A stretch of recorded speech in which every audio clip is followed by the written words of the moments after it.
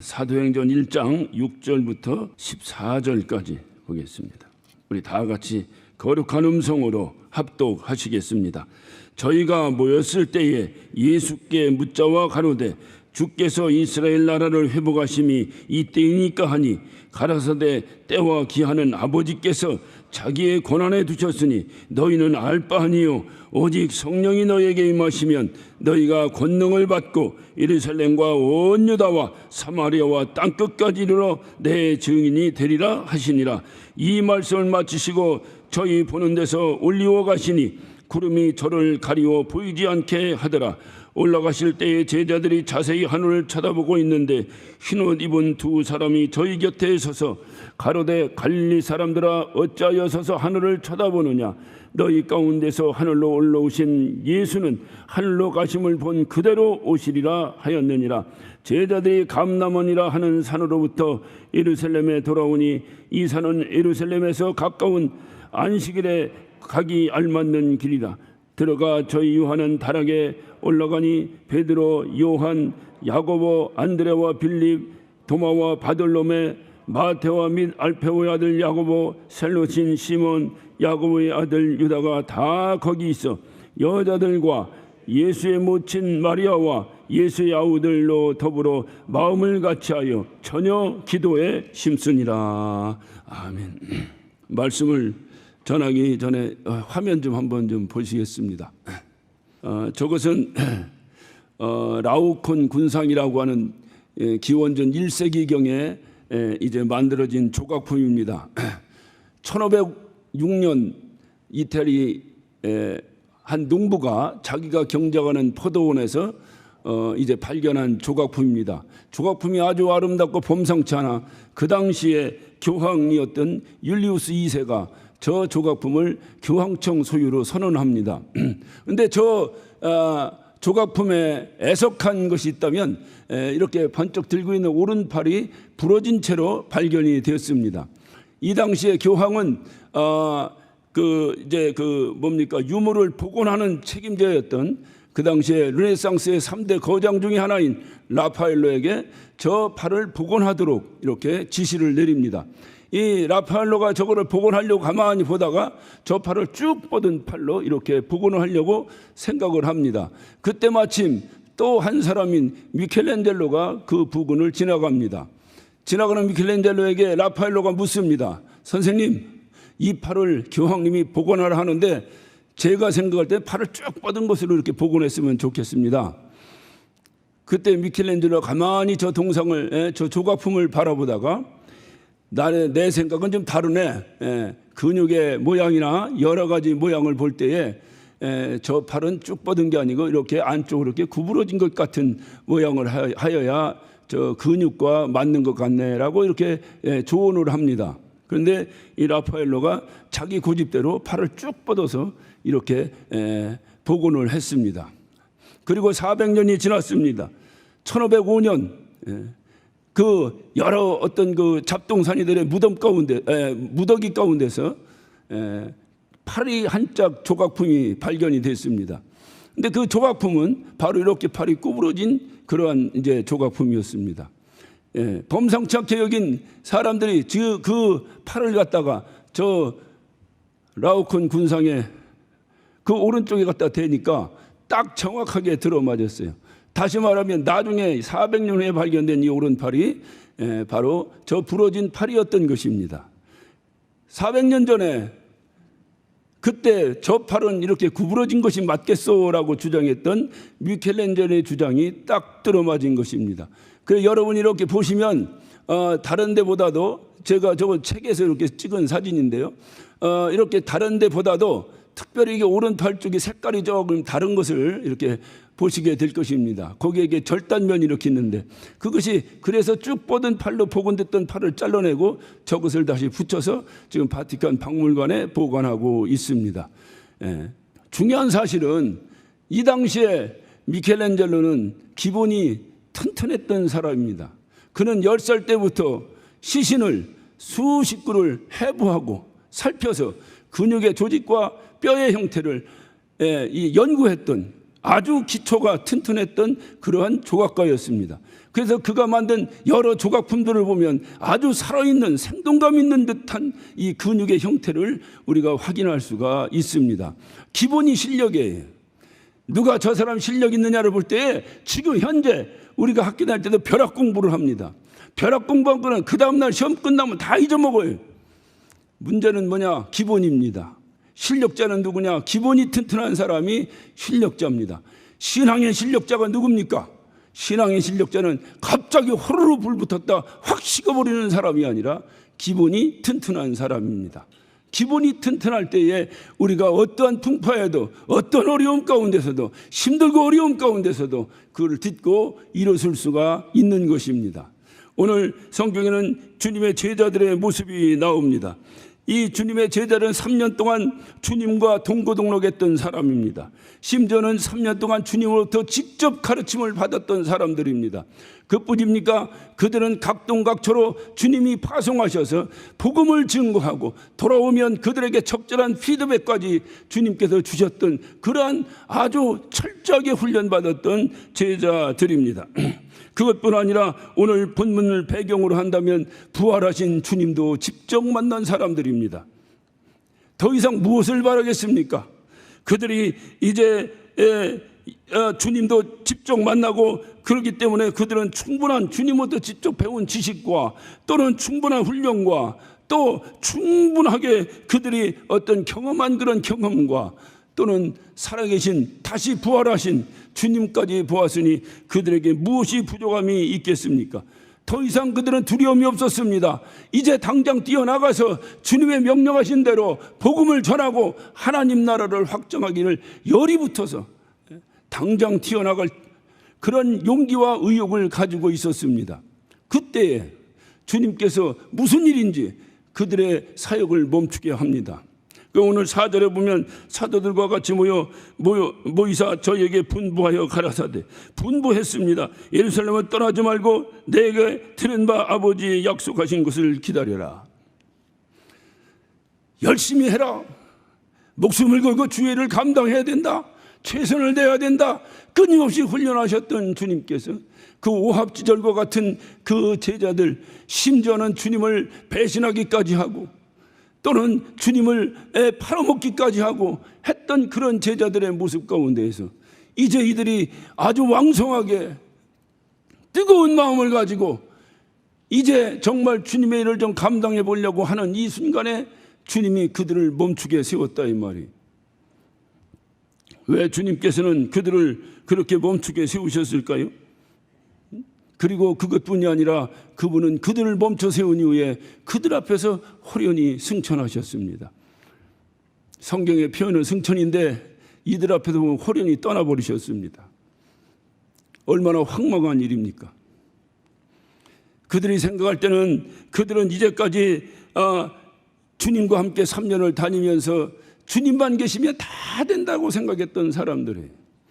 모든 것을 주님이 다 하셨습니다. 설교도 주님이 하셨습니다. 어떤 이적도 주님이 행하셨습니다. 어떤 문제가 있을 때도 그 모든 문제를 주님이 다 해결하셨습니다. 제자들은 쫓아만 다니면 됐습니다.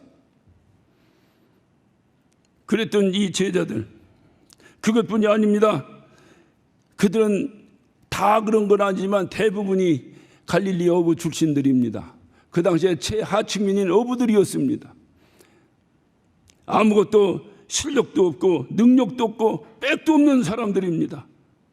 그렇다고 해서 이들이 탄탄한 조직력을 가졌거나 어떤 탁월한 리더에 의해서 리더십이 발휘됐던 그러한 조직도 결코 아니었습니다. 그러니 이를 어찌합니까? 그것뿐 아니라 이들은 주님을 배신하여 한 명은 주님을 팔고 양심에 갇히게 되어 자살하고 없어져서 12명 가운데 11명뿐이 남지 않은 그러한 아주 이제 오합지졸과 같았던 그러한 사람들입니다. 그런 사람들에게 살아계신 주님이 나타나셨어요. 그리고 이들은 의욕을 얻었습니다. 그래서 이제 나가서 목숨 걸고 뭘 해보겠다고 하는 그 순간에 주님이 그들을 멈춰 세운 것입니다. 그러니 얼마나 황망하겠어요. 주님이 계셔야, 부활하신 주님이 계시니까 이들이 힘을 얻어서 나가서 주의 일을 하려고 했던 것이지, 주님도 안 계신데 이들이 무슨 힘으로 나가서 일을 할 수 있겠습니까? 그래서 이들은 우두커니 서서 하늘로 올라가신 그 주님이 올라가신 그 하늘을 바라보고 있습니다. 오늘 이 주님 말씀에도 그 올라가실 때 제자들이 하늘을 쳐다보고 있었다라고 말합니다. 그때 이들의 그 상황과 이들의 어떤 마음을 주님이 이해하시겠습니까? 그때 이들에게 한 가지 깨달아지는 사항이 있었습니다. 아하, 우리가 결국 하는 것은 주님이 계시기 때문에 하는 것이구나. 우리는 주 없이는 아무것도 할 수 없는 존재요, 아무것도 아닌구나 라고 하는 것을 이들이 깨닫는 순간에 그들은 주님이 그 승천하시기 직전 그들에게 말씀하셨던 말씀이 떠올랐습니다. 그것이 바로 우리가 잘 아는 8절 말씀입니다. 오직 성령이 너에게 임하시면 너희가 권능을 받고 예루살렘과 온 유다와 사마리아와 땅끝까지 이르러 내 증인이 되리라. 주님이 남기고 가신, 마지막 제자들에게 남기고 가신 말씀입니다. 여러분, 이 말씀에서 무슨 뉘앙스를 얻을 수 있습니까? 오직 성령이 임하시면 너희가 권능을 받고 예루살렘과 온 유다와 사마리아와 땅끝까지 이르러 내 증인이 되어야 한다. 이들은 부활하신 주님을 만났습니다. 그리고 그 부활하신 주님을 만나 뜨거워서 충만해서 그 역동적인 힘을 가지고 주의 일을 감당하기 위해서 그는 스프링이, 눌려있던 스프링이 튀어오르듯이 그 예루살렘을 떠나 이제 주님의 명령을 감당하려고 그들은 그렇게 생각했습니다. 그때 주님께서 하신 말씀이야 잠깐 멈추라는 거예요. 그리고 승천하기 직전에 하신 말씀, 오늘 주님이 8절 말씀입니다. 오직 성령이 너에게 임하시면 너희가 권능을 받고 예루살렘과 온 유다와 사마리아와 땅끝까지 이르러 내 증인이 되라.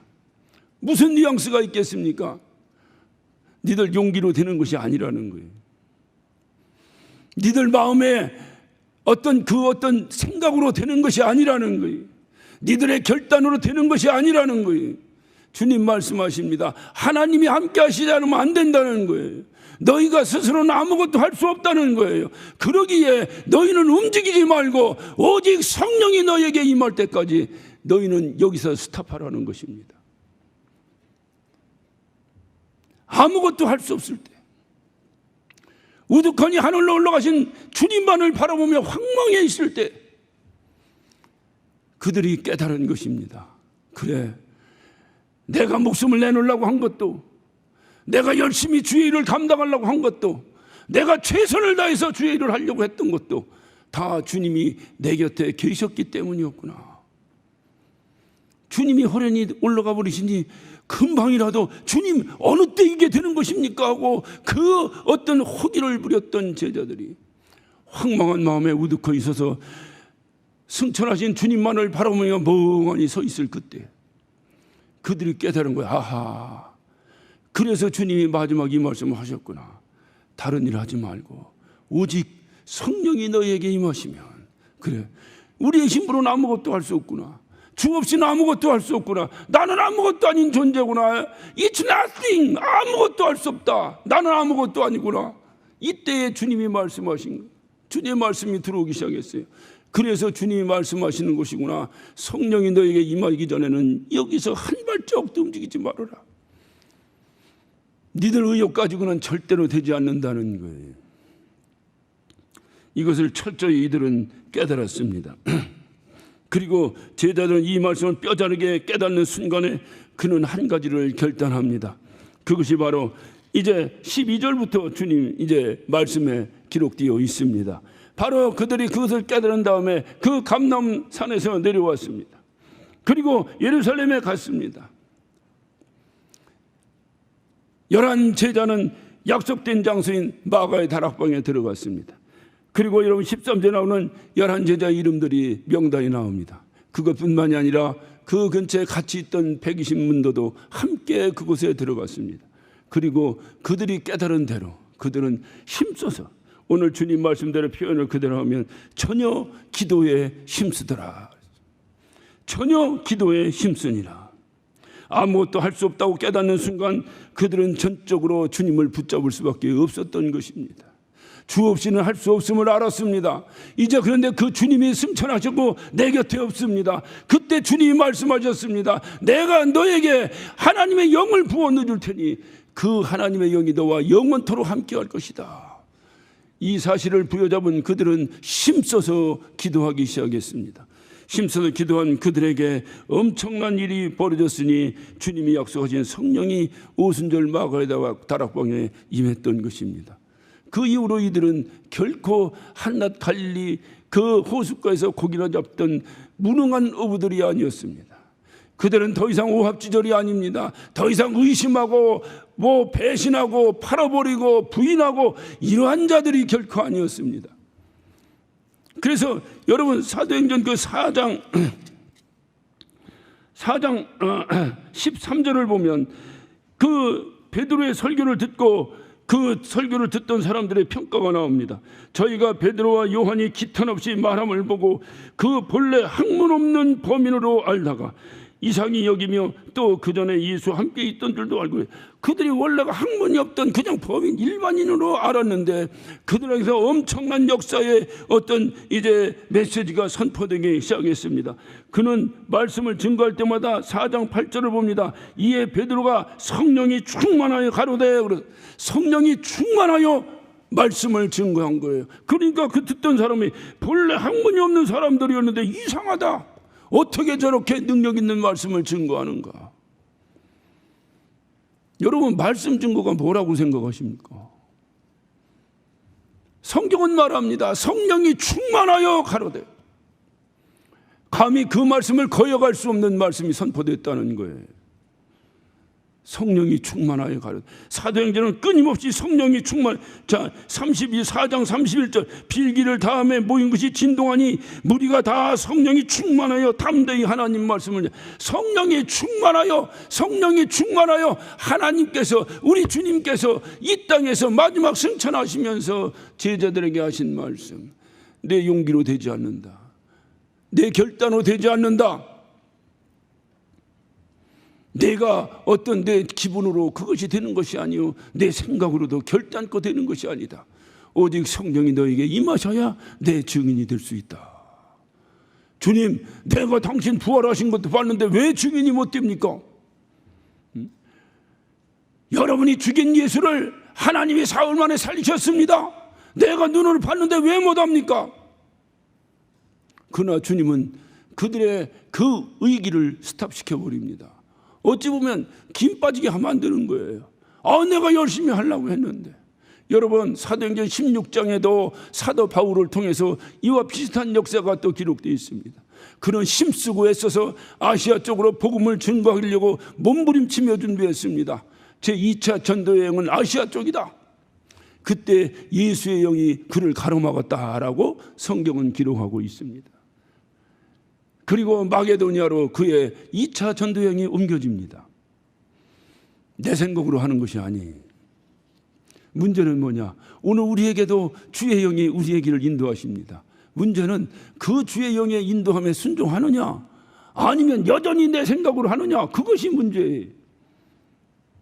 사도 바울은, 또는 오늘 이 11 사도들은 주님이 그들을 스탑시키고, 왜 그들을 스탑시키고 오직 성령이 너에게 임하셔야 한다고 하는 것을 말씀하시는 것을 깨달았어요. 그리고 그들은 성령이 임하도록 힘써서 기도했다. 그때 성령이, 주님이 약속하신 성령이 그들에게 임했습니다. 그리고 그들은 성령이 인도하심 따라 외치기 시작했어요. 3,000명씩 굴복하기 시작했습니다. 아니 5,000명씩 굴복하기 시작했습니다.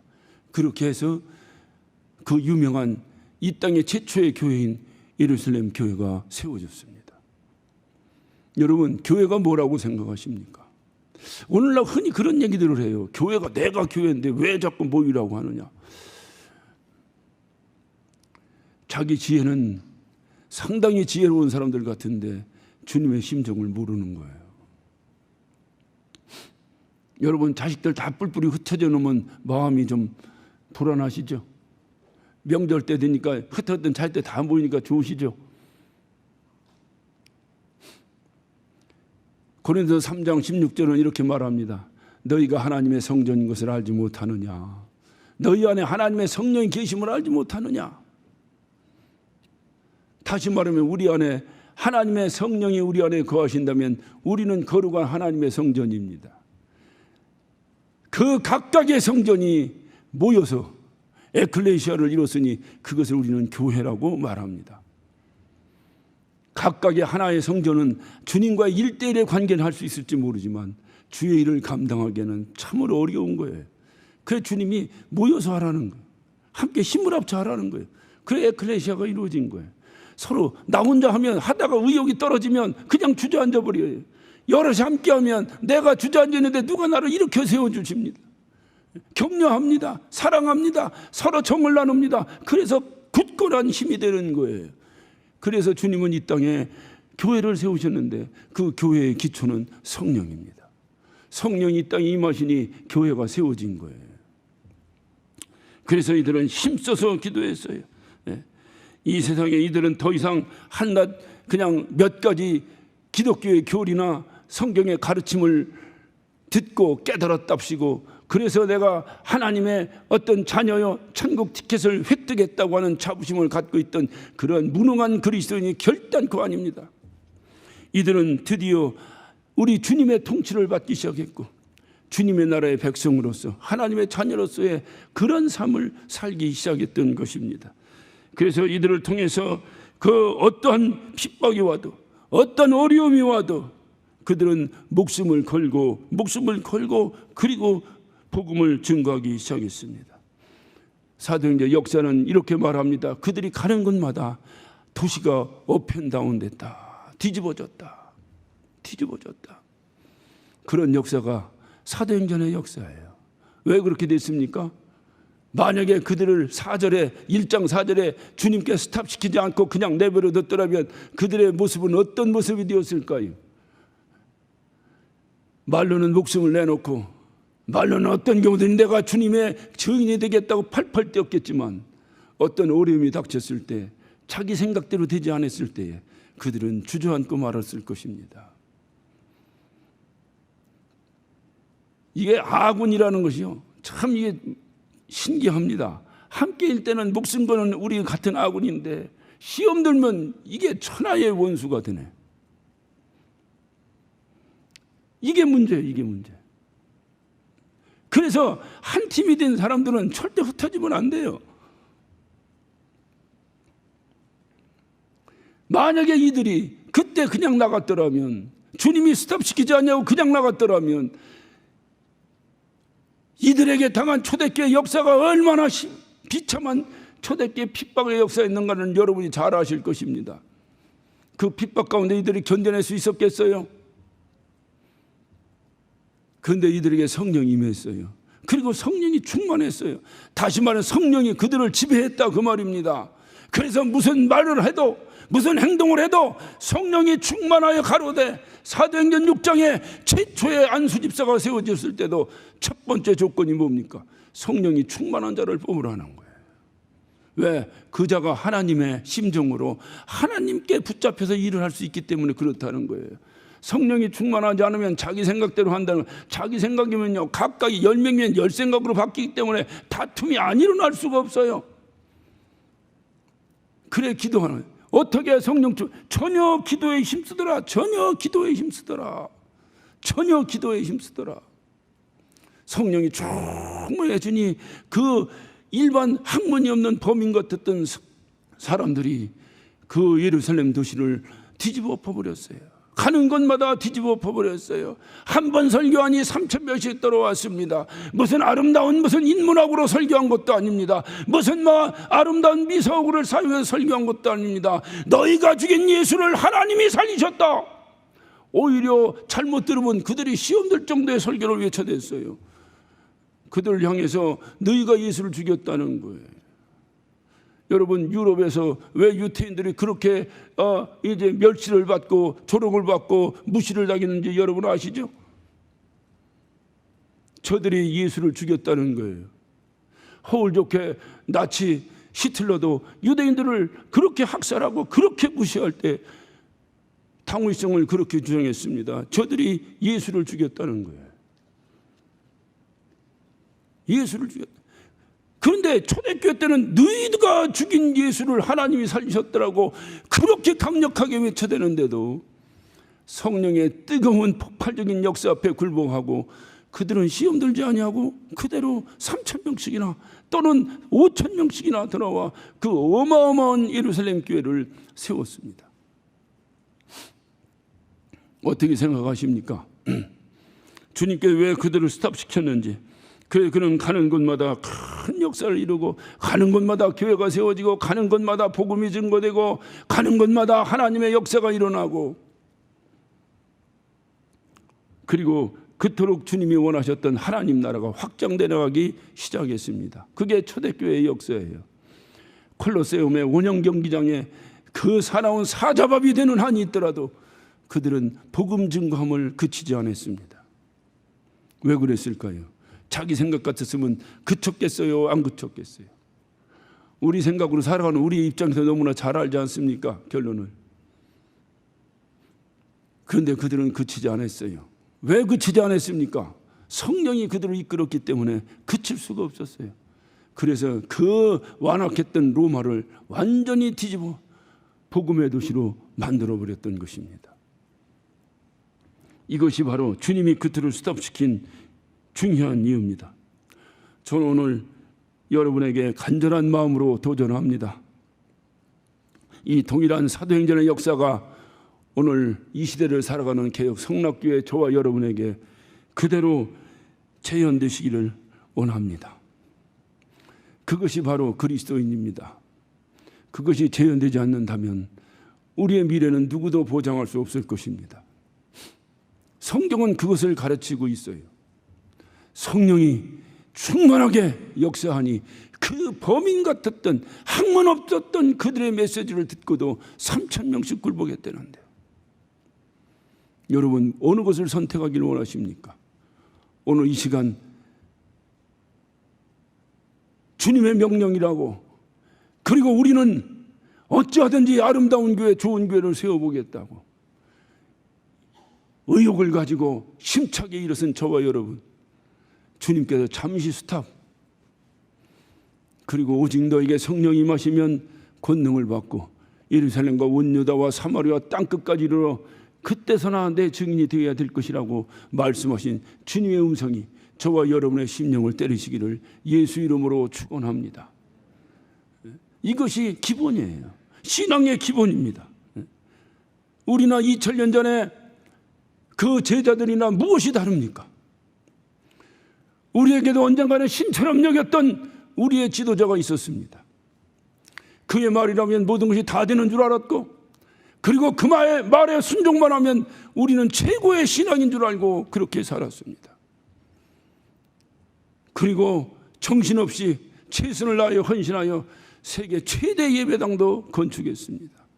더 이상 배울 것이 없다. 우리는 가장 귀한 신앙을 물려받았다는 자부심까지도 가졌습니다. 심지어는 영적 교만이 있어 다른 교회 다니는 사람들을 불쌍히 여길 정도의 마음도 가졌을 때가 있었습니다. 그런데 오늘 호련히 그 지도자가 우리 마음 가운데서 사라져버렸습니다. 이 허망함을 무엇으로 달랠 수 있겠습니까? 오직 주님만을 따라다니면 다 될 줄 알았던 제자들이 그 무능한 제자들만 남겨놓고 호련히 승천했던 주님의 그 어떤 상황과 오늘 21세기를 살아가는 우리의 모습과 무엇이 다릅니까? 저는 3년 전에 제가 미국에서 와서 이 동네에 너무 많이 변해서 어디인지 잘 모를 때 누가 운동하려면 도림천 옆을 걸으면 거기를 운동 코스로 잘 만들어 놨다고 알려줘요. 그리고 거기 내려가 보니까 정말 잘 만들어 놨더라고요. 그래서 거기를 걸어갑니다. 그때 어떤 분이 소파에 이렇게 벤치에 이렇게 앉아있던 도림천변에 벤치에 앉아있던 어떤 분이 저에게 인사를 해요. 나중에 알고 보니까 우리 개혁교회 권사님이셨습니다.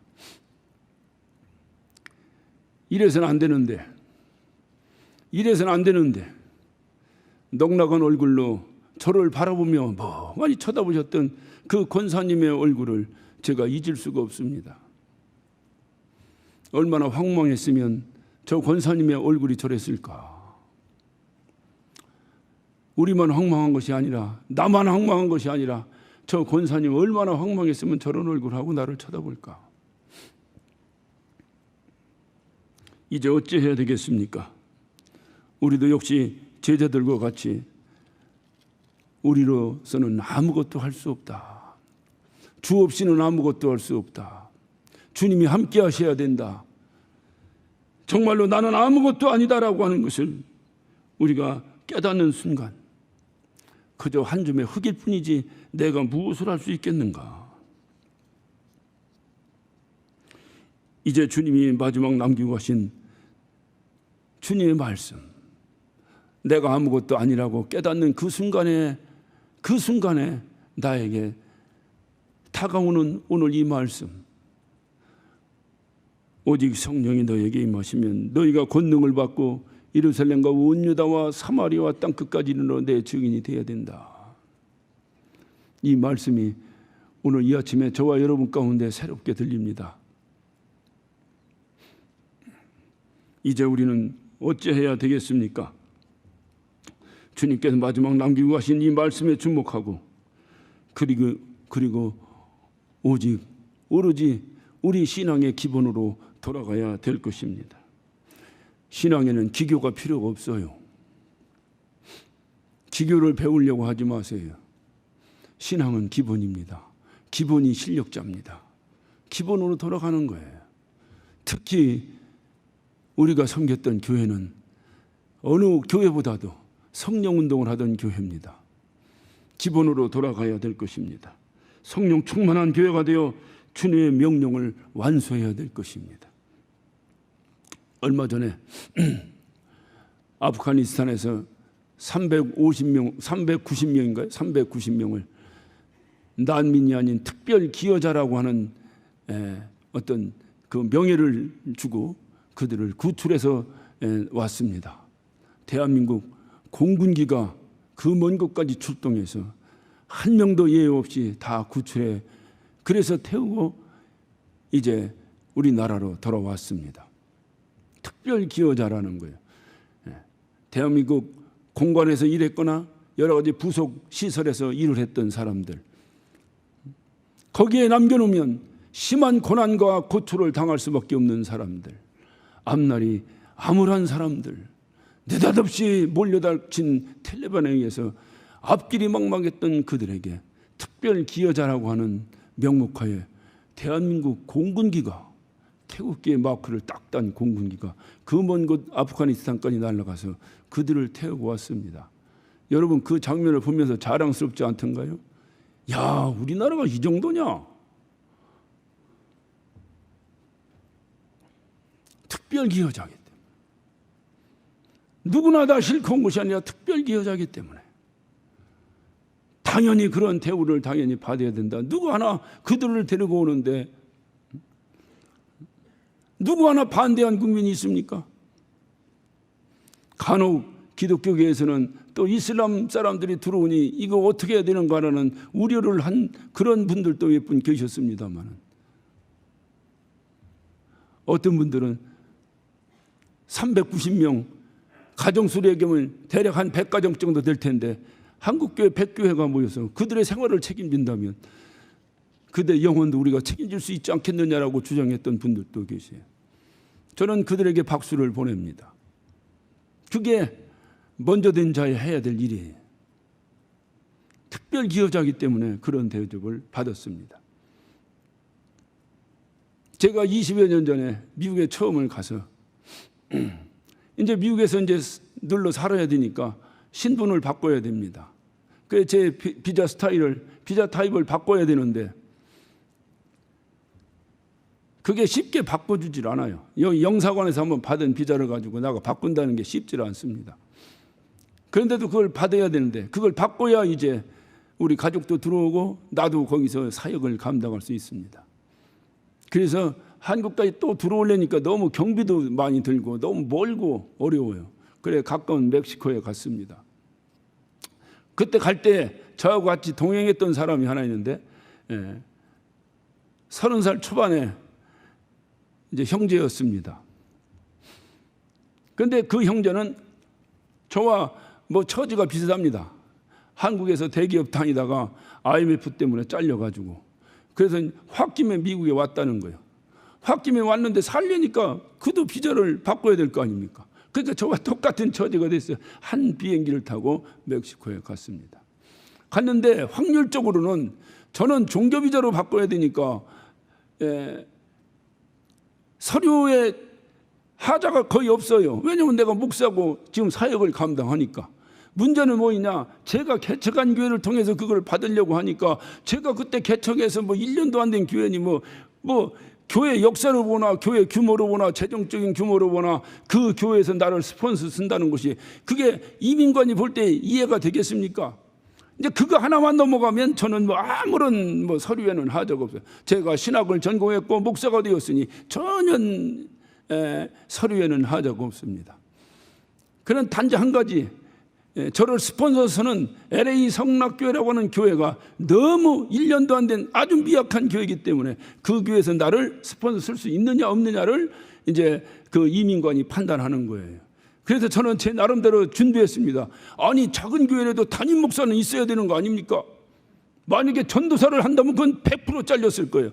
아니 작은 교회도 교인이 한 명 있어도 목사는 필요한 거 아닙니까? 이거를 딱 마음에 준비했어요. 뭐 이제 말하면 이제 내가 그렇게 말하고 우기려고 안 주면 할 수 없지만.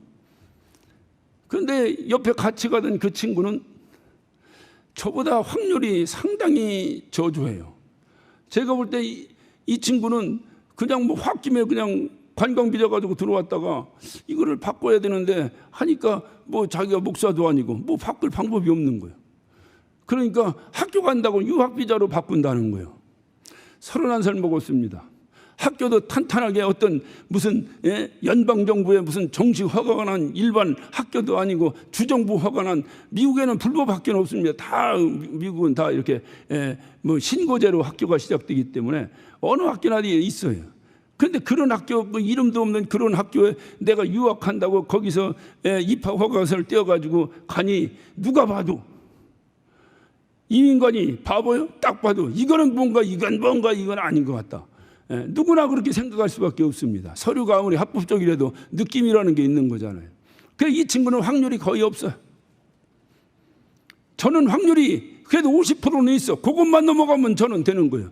내가 한 명 있어도 담임 목사는 필요한 거 아닙니까? 이 말에 그러네요. 이 소리면 난 통과하는 거예요. 근데 이 친구는 이게 가물가물해요. 야, 네가 먼저 들어가라야. 너 들어가서 되는 거 보고 또 나도 용기도 사게 네가 먼저 들어가라. 그러니까 이 친구가 먼저 들어갔습니다. 들어가더니 한 5분도 안 돼서 싱글벙글거리며 나오는 거예요. 그 어디서 싱글벙글 나오나? 그랬더니 자기는 비자 받았다는 거예요. 이렇게 쉽게 줘? 그렇게 쉽게 줄 리가 없는데? 했는데 이 친구에게 기가 막힌 도구가 하나가 있었어요. 그게 뭐냐면 이 친구 한국에서 군대 생활 때 카투샤에서 했다는 거예요. 카투샤에서 했는데 제대할 때 중대장 표창장을 받았대. 그래서 자기가 중대장 표창장을 보여줬대. 그랬더니 아무것도 묻지 않고 꽉 찍어주더래. 허망했어요 제가. 아니 군대 생활하면서 중대장 표창장 안 받아본 사람 있어요? 카투샤 그게 뭐라고 미국 중대장한테 표창장 하나 받아서 그거 받았다고 그걸 갖다 보여주고 그것도 뭐 금방 받은 것도 아니고 그것도 거의 뭐 10년 가까이 된 표창장을 그걸 어떻게 안 버리고 또 주머니에 넣고 와가지고 탁 보여주니까 그 자리에서 콱 찍어주더라는 거예요. 여러분 특별기여자가 뭔지 아시죠? 특별기여자가 뭔지 아시죠? 저는 그보다 훨씬 확률이 많은 들어갔습니다. 거의 1시간을 인터뷰를 했습니다. 왜 이렇게 미국을 자주 다녔냐는 거예요. 저보고. 그러니까 근본이 미국에 살려는 마음으로 준비하고 다닌 거 아니냐. 제가 생각했던 예상 질문은 하지도 않고 그것만 계속 묻는 거예요. 단지 제가 그때 비전을 받을 수 있었던 중요한 무기는 정직성이었습니다.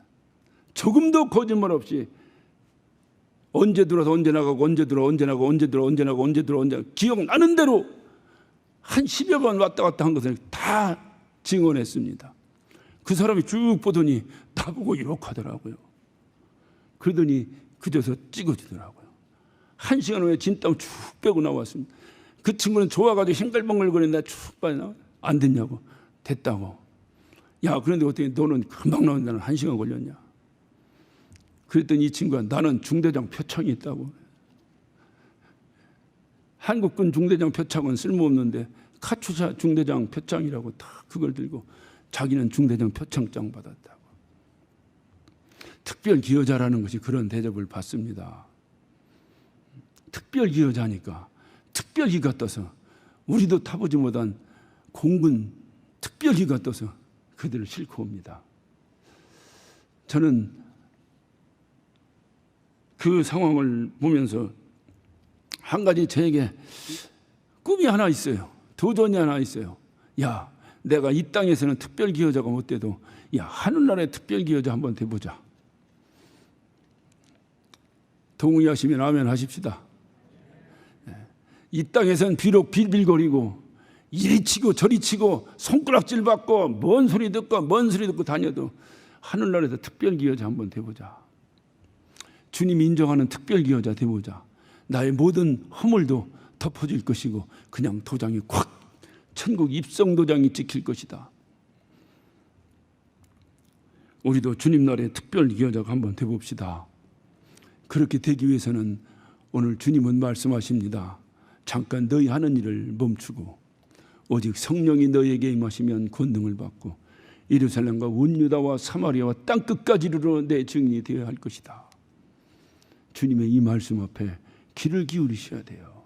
그리고 성령이 나를 이끌어야 돼요. 내 생각대로 하는 것이 아니라 하나님이 나를 이끌어야 돼요. 그래서 하나님의 표창을 받아야 천국의 특별 기여자가 되는 것입니다. 내가 무엇을 했는데 그것은 천국과 아무 상관이 없어요. 우리 주님이 인정하시는 특별 기여자 도장이 찍혀야 되는 거예요. 그래서 우리는 다시 한번 도전합니다. 다시 기본으로 돌아갑시다. 우리가 어떠고 저쩌고 한 거 다 내려놓고 결국 그래서 그렇게 했더니 교회가 이 지경이 됐고 결국 교회는 이렇게 싸움터가 되었다고 하는 자책감 가지고 다시 기본으로 돌아갑시다. 그래서 다시 기본으로 특별히 오늘 10월은 또 이제 삶의 자리에서 믿음을 돌아보는 달이라고 또 이렇게 정했는데 오늘 이 말씀을 잘 이렇게 비추어서 내가 과연 성령의 인도함 받는 사람인가? 우리의 삶의 자리에서 나 일거수일투족을 우리가 바라보면서 나는 과연 성령의 인도함 받는 사람인가? 그렇게 돌아볼 수 있는 저와 여러분 되시기를 예수 이름으로 축원합니다. 다시 기본으로 돌아갑시다. 기도하십시다. 오늘 이 시간 우리 다 같이 한 목소리로 기도하실 때에 주님 이렇게 황망한 일을 당할 줄이야 누가 알았겠습니까? 계획도 없이 생각하지도 못했던 정말로 꿈엔들 생각해 보지 못했던 이런 황당한 형편 속에 우리가 처해져 있습니다. 오늘 말씀을 보니 하늘만 멍하니 쳐다보는 11제자의 모습과 우리가 무엇이 다를 수 있겠습니까? 그러나 우리 다시 한번 정신 차리고 오직 성령이 너에게 임하시면 권능을 받고 예루살렘과 온 유다와 사마리아 땅끝까지로 내 증인이 되라 하신 주님의 마지막 명령 앞에 내가 무릎 꿇게 하여 주시옵소서. 그래서 전혀 기도에 힘쓰는 자들 되게 하여 주옵소서. 주여 우리의 기도를 통해서 우리가 다시 재무장하여 이제는 내 생각이 아니라 성령으로 무장하여 주님이 그토록 원하시는 일 교회 개혁을 반드시 이루게 하여 주시옵소서. 우리 다 같이 예수여 한번 부르시고 한 목소리로 기도하십니다.